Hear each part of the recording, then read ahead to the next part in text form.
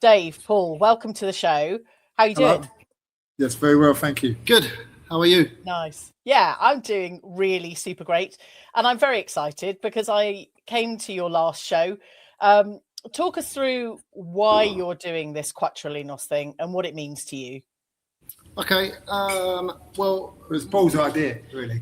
It was my idea. I didn't want to do one. Well, he's done a lot before. I didn't want to do another show. So Dave's done many MMA shows before. So he's been there and done it, got the T-shirt. He knows how stressful it can be. I've been there, done it, and got the ears. I've got the ears. The credentials, as they say. So he knows the ups and downs, but then obviously you get the pluses, right? You get the competitors. They train hard for it. Everyone's excited for it. It's not just the show. It's the build-up. It's after the show. It's winning. It's losing. It's everything. It's all these emotions wrapped into one. I've been training. 6 years. 6 years. And halfway through these 6 years, we sort of said, we were talking about Jiu Jitsu shows, and some are great, some aren't so great. And talking about the excitement, really, what rule sets are boring, what rule sets aren't, and what parts of particular rule sets that make a great show. So obviously, like two dudes do, we've had a great idea inside the gym and thought, you know what, we think we know best. Dave created the rule set with some input from me, and we feel like we've nailed it. Yeah, I think so, yeah. The first show, everyone kind of got the idea of what we wanted to do. And we tried to get that over to them. And then we had some really great matches on the first show. But the second show, everyone kind of got the memo. And they did. It was on fire the whole way through. Yeah, they really got after it. Because a lot of time, like we toyed with the idea of having, rounds, 10-minute matches. And a lot of guys that, especially like brown and black belts, they want a longer time in there. But I'm like, no, just keep it. Even when we put the matches together, that a lot of them were calling me and going, well, can we have 6 minutes? Can we have 8 minutes? I'm like, trust me, 5 minutes. If you can't get it done in 5 minutes, then forget about it.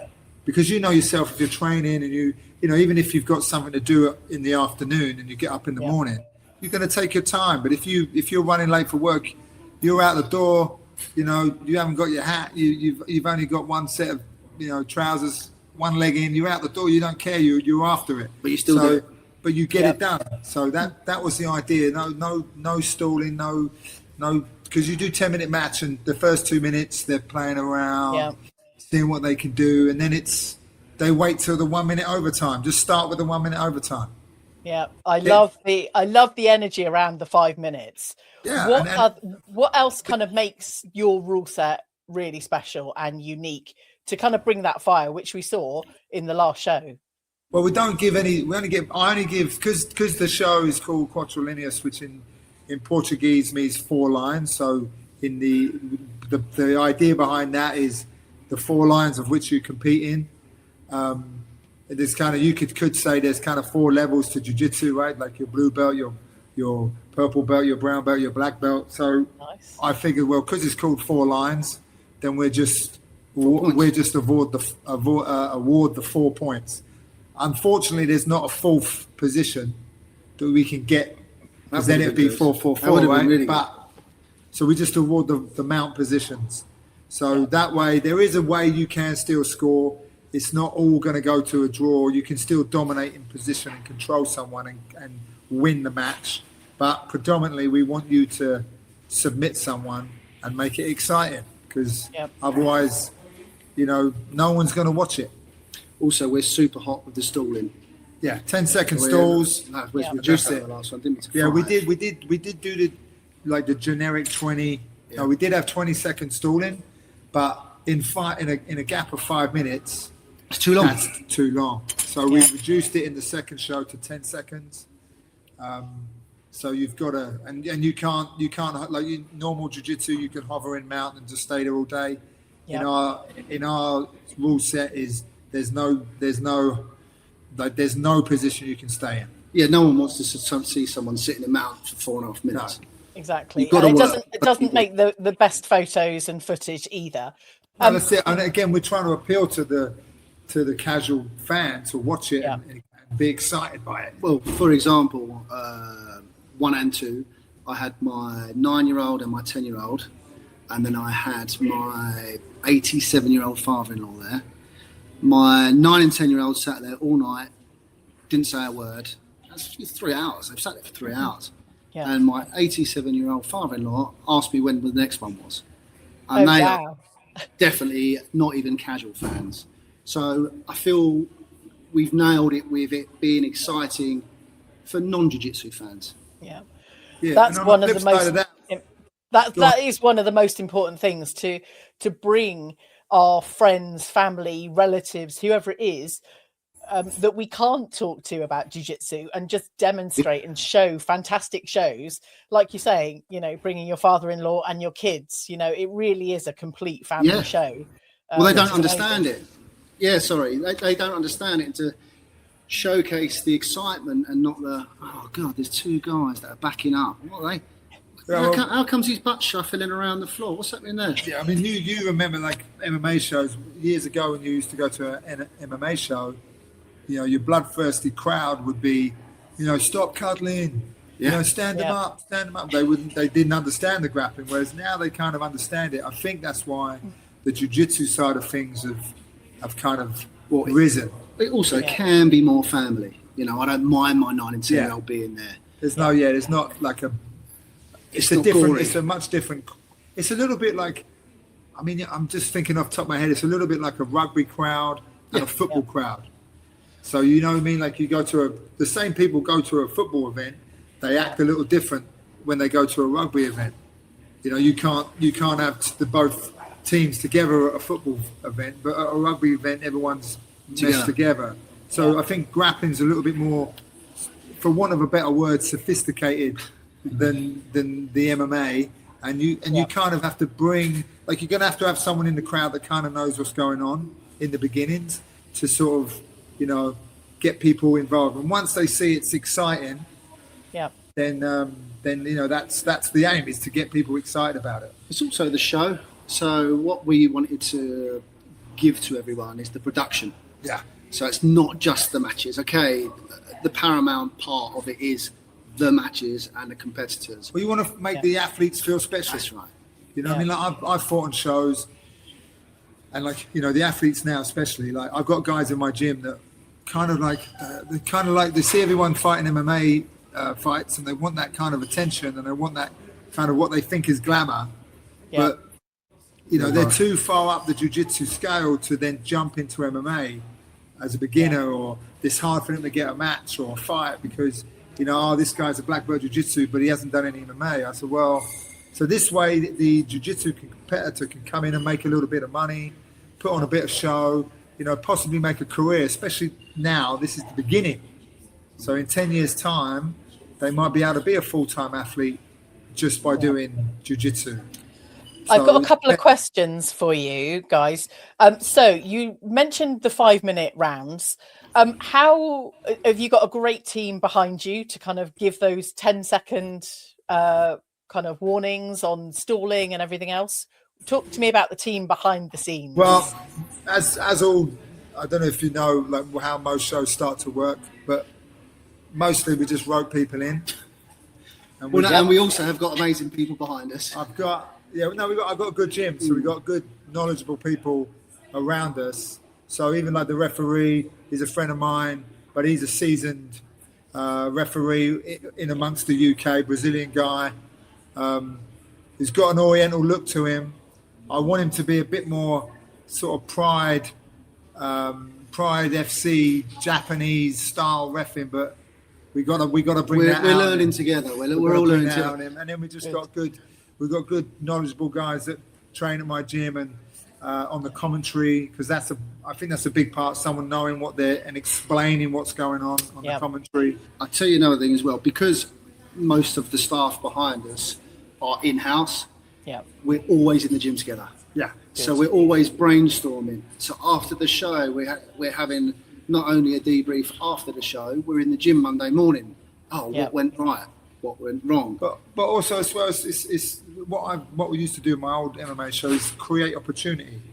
So we're doing this thing. We're not trying to be like we're not trying to, run around all night being promoters, trying to make it something it's not. We're just trying to create something cool.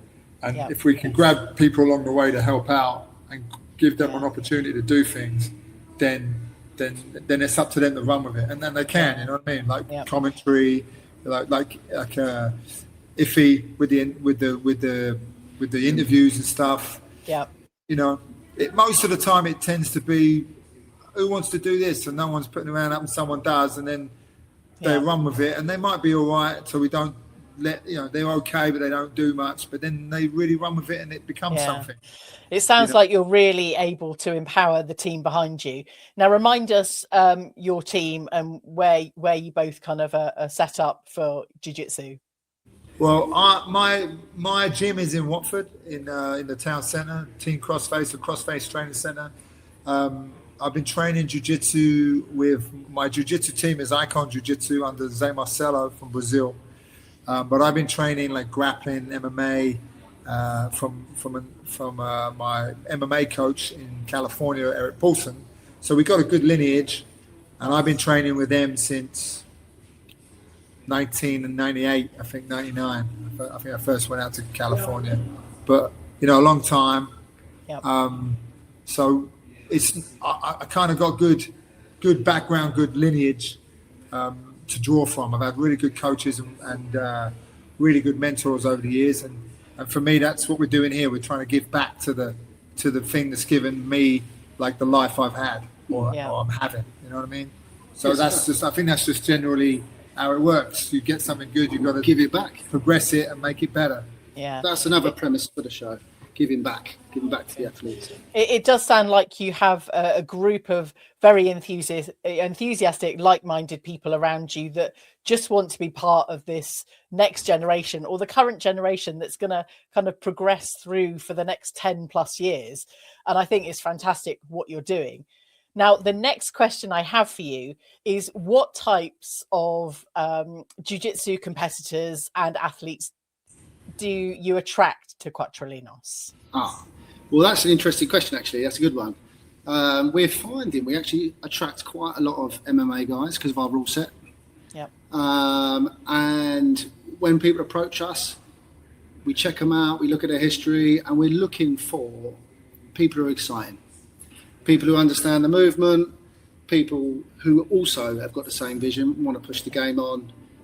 I mean, with anyone and everyone, really. Yeah. From old to new, I've got guys, that's old friends of mine, like even on my first show, even before, like my friend, he teaches out in Portugal, Sanginho. He's like old, I forget when he had the Cage Warrior, but he defended that Cage Warriors lightweight belt like 5 times. He's like the forgotten Cage Warriors champion.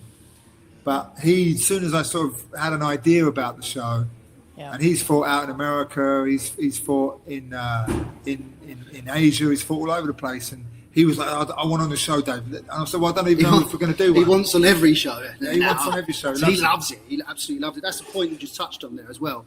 It's not just UK. Considering the show's in its infancy, we are actually getting athletes from around the world. We've had America, South Africa, Portugal, Spain. Tell me if I'm forgetting some.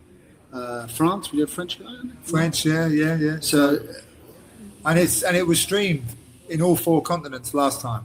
Amazing. It went everywhere, so it's great. I met a couple of the guys in the high street because it was in Chesham last time.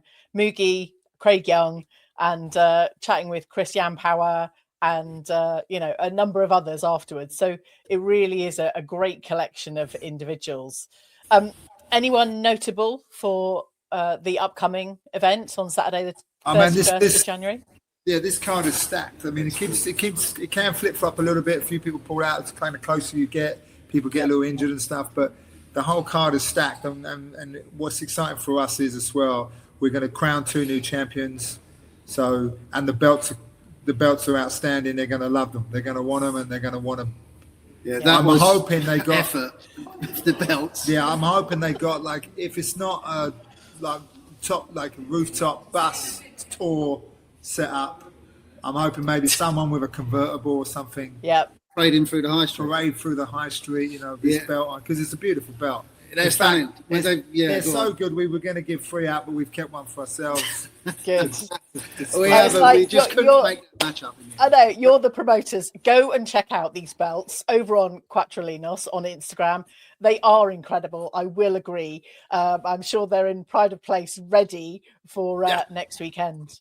Well, again, as much as we were saying we want to get jiu-jitsu, great again. We want to make it exciting. We want to make it a place for the athlete as well. I fought on loads of shows, and I know what it's. I'm not coming at it like a promoter, like a dictator, or just worried about the audience and nothing else. I think if you make a great product, if you make a good show, you won't have a problem getting the athletes. No, they come knocking at your door. They want to compete on the show, and that's the goal. If I want someone who comes to watch, have a great time, and I also want the competitor to just come up to us afterwards.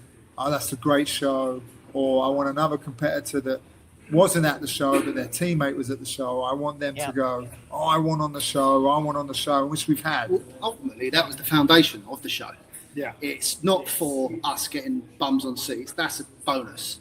Yeah. If we fill up an arena, that's a bonus for us. The whole premise is for the guys that are competing. A lot of guys do jiu-jitsu for 20 years, 25 years, and they end up paying 50, 80, £100 to go and compete in a sports centre with another 10 mats running. Yeah. No one's really watching your match because there's another 9 matches going. And I just think that's unjust. You give 25 years of your life to this sport, you're a black belt, you're a coach, you're giving back to the community. No one's really watching your match. Yeah, and this is a way of just spotlighting them. Yeah, and they love it, didn't they? Yeah, like some of the guys that competed before, man, it's so much better. The lights are on you. It feels like something. That's the idea. We want to make it feel like something to the athlete and the crowd. Give the athlete a platform to flourish. I mean, even from our last show, our last main event, Jack, he went out to 1FC and fought out there, got a victory out there. So I'm not saying he did that off the back of our show, but there's a springboard effect that you'll get. You know what I mean? Absolutely. And lots of things you can do nothing with it or do loads of things with it. So there's a definitely a need for it, I believe, and and we're just trying to create something cool, really. Yeah. That's all you are creating something cool, and we will come back to that in a moment. But I just want to mention your event sponsors, which are, let me just have a look at my list. Whiskey Wolf, go and check out the website because that's where you can get the last remaining tickets for Saturday, the 31st of January over in Chorleywood at Barbirolli Hall, WD3 6EW. We've also got Agency 8, Bunks Trunks, HCS Hydraulics. Go and check them all out. I will pop all the links in the show notes. Go and follow at Quatro Linhas on Instagram and all of the sponsors. All of your support really does help grow and continue the fantastic work that Dave and Paul are doing. So, guys, let's come back to the energy because I'm feeling really excited already for your event next weekend. But what can someone coming to the event expect? Okay, I'm going to take this one. Yeah, go for it. I'm glad you asked that question because obviously we're in Cheshire before, an amazing venue, great venue, great atmosphere, great vibe, a little bit tight with the mat space. Yeah. So moving on again, sticking with the theme, looking after the athlete, the new venue, bigger mat size. Now we can get proper warm-up areas. So again, for the athlete, there's bundles of room to warm up. You can have not one corner, but 2 corners now because we've got the space. And then on top of that, we have got a new production company. And I think it's going to be a bit of a surprise, but I think it's going to look special in this new arena. Yeah, we got to bring the vibe of the other place forward. Because a lot of times this happened in my old gym. My old gym was like a little tiny gym, like a shoebox gym. And we moved to a much bigger space. And everyone's like, oh, we really like the little, but the little place was like crowded and it wasn't manageable. Yeah. So we've done what we've done at the because we was going to go big to start with, but we were scared that it's best to have a full little place than a half full massive place. Yeah. So we done 2 events at Chesham, and we outgrew it. We thought we would do at least another 2, maybe 3 shows there to really get the momentum. But we did 2 shows, and we looked at it and just went, "This is too small." It's too busy. But it was fantastic. It got crazy. I'm covering the speaker so that no one throws their head in it. Yeah. And then I'm worried about like one of the guys double legging everyone to the audience. I get the idea. It's exciting, but it's nerve wracking. It's very nerve wracking. Nerve wracking. You know what I'm saying? But so we trust me, this theme is running throughout. The new venue is amazing. The new production company we've got is going to be amazing. Yes. Again, I know I keep banging on about it, but for the athlete, I personally think it's much better. A much better experience. Well, the thing is, the last one is a theatre. This is the biggest trouble in this country for Jiu Jitsu and MMA. We just don't have the venues. Yeah. We're using theatres, and they don't get what we're doing. And the stage setup is hard to, like, and some places are good, some places are not. That's like the last place we had to use the floor because we had to use the stage as the warm-up area. So now they're backstage trying not to knock the screen over, and there's a lot going on behind that curtain that no one knows what's happening. And then like like backstage is all right if you're trying to put your makeup on, but then we've got some guys warming up in the corridor, and it's just not cool. So which is the fight game, right? That is across the board. It doesn't need to be like that. Yeah. So we luckily, again, just by chance and by the universe helping us out, we had one of my guys there helping out with the show, running around, and he just said, "Listen, man, you could do this at a place where I work. We got a great big space." And I'm like, "Well, let's go and have a look." Yeah. And then boom, we're in. It's always about who you know, isn't it?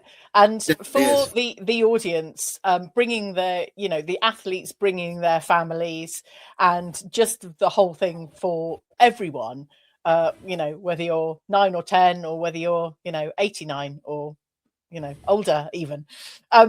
What else is in it for the audience? Obviously, you've got the 5-minute rounds. What should they expect? What time do the doors open? And how excited can people get about coming to this event at the new venue? Okay, so doors open at 5. We're looking to get the first match on at 5:30-ish.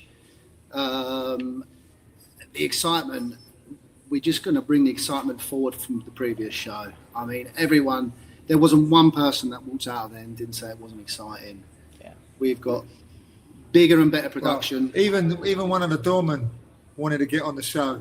He's a judo guy. Yeah, he's a judo. He's like, and he was stuck. He wasn't even in there. He was like stuck out, kind of putting his head in every 5 minutes. Nice.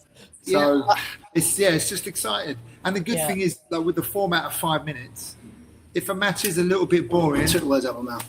It's done in 5, and then the next guys are on. By the time it starts to get boring, 3 minutes in, there's only 2 minutes left. Yeah. And then again, because it's the show format, you've got Gio out doing his comparing. He's exciting in himself. He's a guy to watch. Then we've got music. It's just it's a show. The whole show. I did love it last time. I brought my son along, and I was watching the matches, and he was kind of looking around. He was interested in the matches, but he noticed Irfan and Gio on the stage, and their excitement at the people fighting and kind of having the match was almost as incredible. It's the energy we're creating. That's what we got to bring to this. It's a bigger venue, but we've got to make sure we bring that same intimacy back to this venue, and I think we will, because it's not like you're so far away from the mat you can't see it. It's bigger mat. It's going to be a better environment for the competitors, so that means that they can dazzle us with all their skills that they can. And it's the matchmaking, right? This is the guy. Dave does probably 95% of the matchmaking. Well, it's not really. If I was to put you on my matchmaking course, don't give your secrets away. Don't give your secrets away. You know what I mean? It's got you'd need 5 hours podcast for this. It's a little bit like when you say that that's the next episode. People tune back in. If you got to spare 5 hours, listen. It's what do they say? It's not. You're not paying for the guy to fix the dent. You're paying for him knowing where to hit the hammer or hit the dent. You know what I mean? It's very easy for me. I don't hit the dent, but it's because I've been in the game so long. There's nothing else that I do, so it comes easy to me. Yeah. And realistically, it's things fall in place. That's all it is. Yeah. You do have some incredible matchups. I remember watching Hayley and Danielle on the last one. I was very much on the edge of my seat. It was just the most incredible. Yeah. Well, that's it. That's what you do when you get two friends to scrap. That's how it works. Yeah. My children like that one because I've got two girls. Yeah. And they found that one exciting. But and again, with the matchmaking, you never quite know. Because they're never all going to be great. Because even if they've fought each other before in a competition sense, or they've been on a tournament together, even if they fought before, they haven't fought with our rule set before. And it's you can fight people, you can compete against people 10 different times, and it'll be 10 different results. Yeah. So you never quite know what's going to happen on the night. So, of course you don't. But that's the beauty of what we do. We throw them in the pressure cooker and see what happens. And like you said, pressure cooker, 5-minute pressure cooker, not 10. Yeah. Are there any notable matches that we need to be keeping an eye on for the upcoming event? Well, of course, the co-main and main event. I mean, just to keep the girls happy, because I know the girls' jiu-jitsu scene now is really ramping. So the girls are the main event. You know what I mean? Yeah. And why not? And why not? I mean, my gym logo has a lady choking out an Omi demon. You know what I mean? Girls are cool. Yeah. And they bring it. You know what I mean? People like watching the girls scrap. The girls can scrap. You know what I mean? Yeah. So they're the main event, and it's quite interesting with the two sides, the way it's fallen together. You've got, because the way I kind of matchmake is keeping the belts very similar, if not the same, especially at the lower, like the beginning of the card, like the blue. I try to keep the blue belts together, the purple belts together, whatever. Even though it's no gi, it's not a big deal. But and if two of them agree, then it's fine. But for the belts, it's an open playing field. If you think you can compete for the belt, then it doesn't matter what rank you are. If you think you can compete for it, then let me know and we try and match you in. So, if you've got some credentials. Of course, but if you can back it up, like the way it's fallen is one side in both the matches are purple belts and the other side are black belts. So, I mean, on paper, you're going to go, oh, well, but when it comes down to the crunch, it's going to be exciting. Yeah, it does very much sound like that. And you're both bringing such a wealth of knowledge and experience. Now, I just want you to share just some advice if anyone is looking to set up their own invitational or event. Do you have any freebie advice for anyone wanting to do? Yeah, don't do it. Don't do it. Don't do it unless you want to lose a lot of money. Okay. Yeah. Well, I mean, good advice. That's sound advice, trust me. Yeah, do it. Fair enough. Again, it's a little bit, I think a lot of times, especially like martial arts, has always been the same. Sometimes you've got to make sure that you're in it for the right reasons, because a lot of times at the end when you're counting up profit, there's more passion left than profit. This show nearly didn't happen. I was kicking the leaves around like when we nearly didn't get the belts. I'm like, no, it's too stressful, we can't do this anymore, let's just kill it. I can't. It's just like what we're doing, we're just working so much just to try and earn everyone else money. This is not, and then it takes, that's why we work good as a team. Because Paul will go, give me a slap and go, listen, don't worry about it. Keep your head calm. Give me the talk that I need, but someone needs to kick up the leaves in order to see the path, right? So that dynamic works. So yeah, if you're gonna start a show, don't start it in Chorleywood. Let us have or the south of England. That's fine. But again, even if you are, like, there was a couple of shows that popped up when we started. Yeah, it's like, let's work together. There's enough athletes for everyone to have, and there's no point us trying to be if we're the best show there is. That's an organic process. That's just how it happened. We don't want to be the best. We just want to make a really good show. So I don't want to have to compete with 2-3 different shows for athletes. We can all have the athletes on, if you are going to start a show, let's make a network of promoters, a network of shows, and then like let us know when the shows are, and we won't try to put our dates on the same date or a week out, or we can work together, and then that way the industry rises and the athletes get a fair crack at competing everywhere they can. Yeah, exactly. It sounds like it's going to be so frequently and just showcasing the athletes and just bringing everyone up. Now you kind of mentioned the kicking the leaves, the ups and the downs. Have there been more ups and downs on this particular kind of event planning? Well, I'll let you know after next Saturday. Well, it's kind of like we're doing our first show again. Yeah, we have to restructure. It's a new venue. Yep. It's a new production team. I've got the nervousness of the first show again. Well, I think that's why, rolling back a week, we had a conversation. I wasn't in the country. We're talking on different time patterns, so we're not catching each other all the time. And Dave's up, then he's down, then I'm up, then I'm down. Then I've got too much time to think about it because I'm away. But that's part of the game, right? It's pre-show jitters. I'm sure there's a lot of guys that got pre-show jitters to compete next week.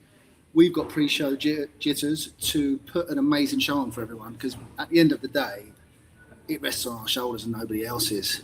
But I do feel like we put the effort in and the work to make it amazing. And it's the classic saying, fail to prepare, prepare to fail. We've prepared and we're still preparing. And again, yes, on Saturday night, but months go into this. Yeah, we're already thinking about the next one. Hopefully this one goes okay. Yeah, we don't fall out. It will go. It will go okay. Out tearing the place down. We won't fall out, and it will go really well. And we're earmarking some dates for the future. Yeah. Also, we've got to give an over 80 kilo belt away. Yeah. We need another show. Yeah. So if anyone's watching this and wants to be on the next show, fancies the over 80 kilos, let's get in touch. Let us know, man. Get in touch. I think maybe summertime is just before. I think we're aiming just before all the schools break up. Yeah. Yeah.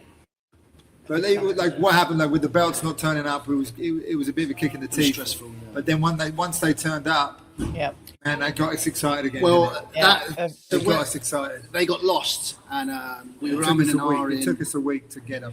Well, and then when we started researching where they'd gone to, it was kind of like it's impossible to get your post back from Impossible. Here. So now I'm thinking we've got no belts. What do we do? So I'm Googling, can I get trophies made in time? Because we'd never be able to get belts made in time. So I text Dave, and I do feel like this is fate. I text him saying, look, we'll just get some huge trophies and we'll make it special. We cannot not do these title matches. We're not in the game of letting people down. We won't do that. Yeah. I turned up at home. The belts were delivered to my doorstep. Well, luckily...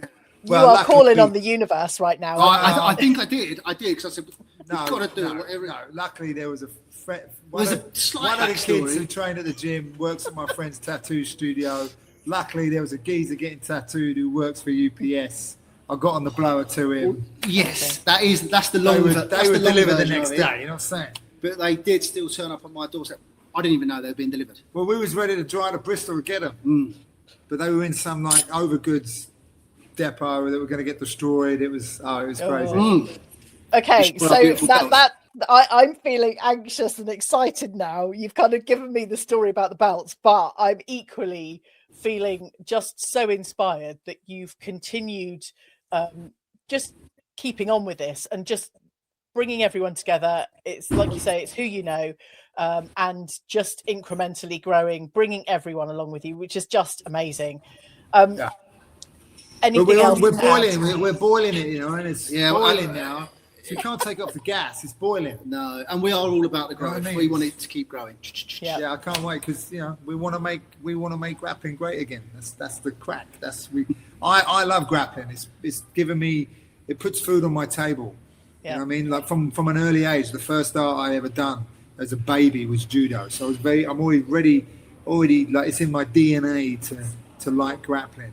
And I can sit there and, even though I've done it for most of my life, I'll sit there and watch someone do something. I'll be, that's really cool. And I'm on it. So I want to bring that excitement to the masses. And then, get it super cool. You know, people knowing what grappling is. I think it is super cool, our show. It is. It is very cool. Now, just like the last Quattro Linhas, I didn't want to go home. I didn't want to say goodbye and walk out of the arena. And I love how much you're able to share. And it does sound like you're going to have to come back on for another episode at some point very, very, very soon to talk about the next show. Sure. But I wish you all the luck.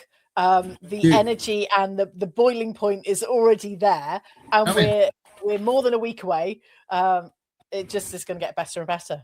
Yes, absolutely. Definitely is. Well, so like you said, you didn't want to leave the last show, so lucky for you. We have another one next week. There's more. Come on. I'm coming back. Guys, Dave, Lee, and Paul Vigor, thank you so much for your time. Thank you for having us on. Onwards and upwards with Quattro Linhas. Yes, thank you so much. That was amazing. Go and follow at Quattro Linhas on Instagram. And as always, check out the clips on YouTube, Instagram, and TikTok. And go and follow all of the sponsors. I hope you enjoyed this episode. Thank you for telling your friends about the show, and come back for the next episode of the Quattro Linhas podcast soon. That's it.